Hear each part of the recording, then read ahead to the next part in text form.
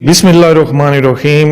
आज मेरे साथ जो इंसान मौजूद हैं किसी तारफ़ के मोहताज नहीं हैं, डीपीओ उमर सईद मलिक साहब। इनकी क़यादत में पिछले 10 दिनों से लादी गैंग के खिलाफ एक ऑपरेशन चल रहा है। इनसे बात करते हैं कि ये ऑपरेशन चल रहा है उसमें हमारी फोर्स ने क्या पाया है और क्या खोया है।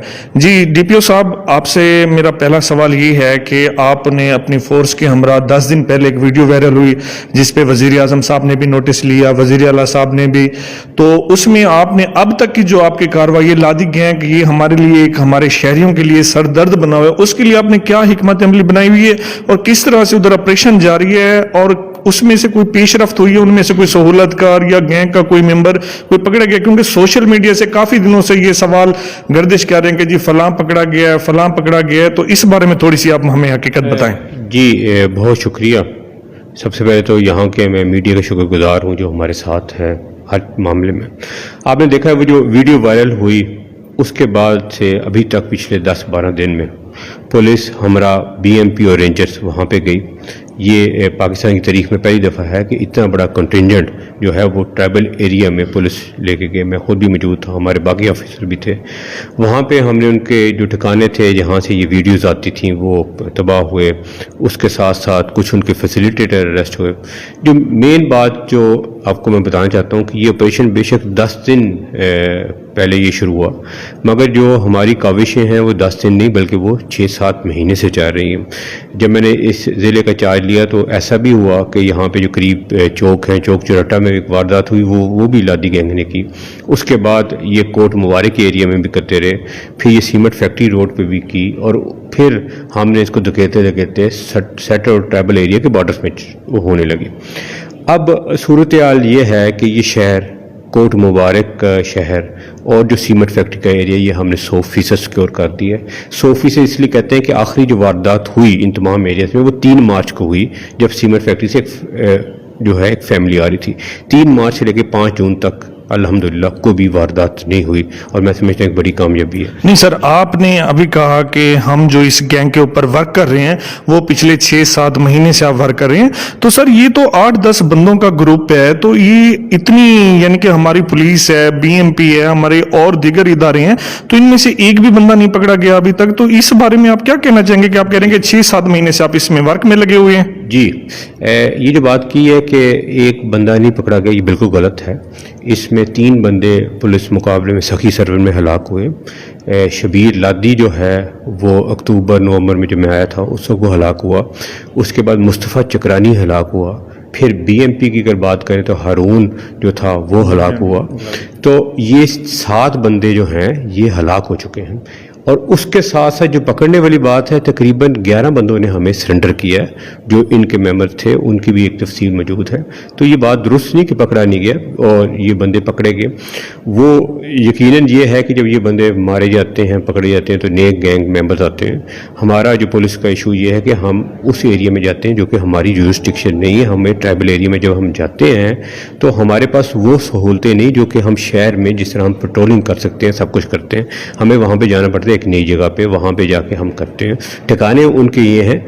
हमारा जो ये वाला एरिया है यहाँ पर हमने अमन कायम इंशाल्लाह किया है और आगे भी करेंगे और उनके ठिकानों को मज़ीद तबाह करेंगे। यहाँ पे अमन की मैं आपको सूरत हाल बताता चलूँ, आप अपने सिटी सर्कल में या सदर सर्कल के अंदर किसी भी थाने का रिकॉर्ड उठा के चेक कर लें, 1 महीने का। चोटी थाना हो गया, अभी एक नया SHO लगा है, उसके 1 महीना भी अभी मुकम्मल नहीं हुआ, 35 से 40 वारदातें वहाँ पे हो चुकी हैं।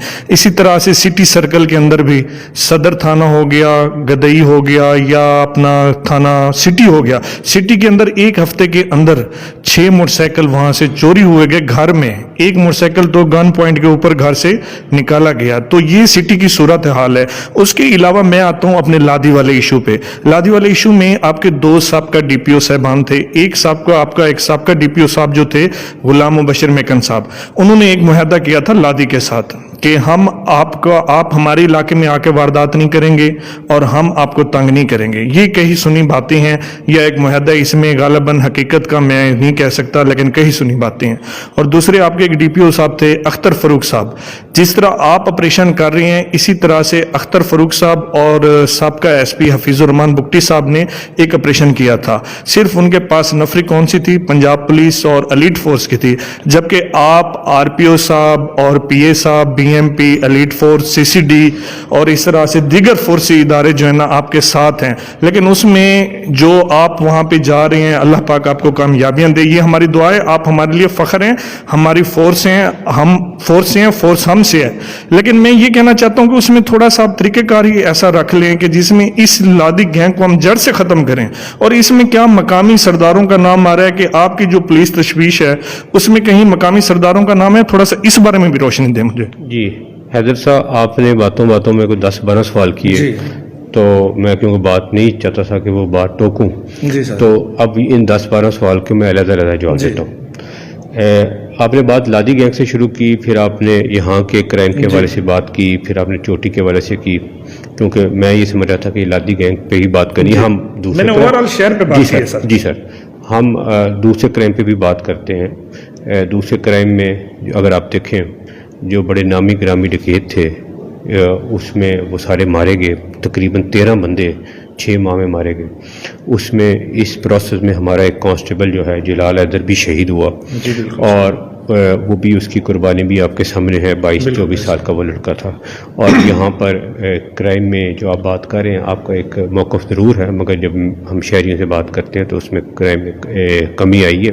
اور آج بھی ایک پریس کانفرنس ہے جہاں پہ آپ بات گدئی تھانے کی کر رہے ہیں, تو ہم وہ بھی کر رہے ہیں. وہاں پہ بھی آج ایک پریس کانفرنس رکھی جہاں پہ یہ ریکوری ہے, اتنی ریکوری پہلے نہیں ہوئی.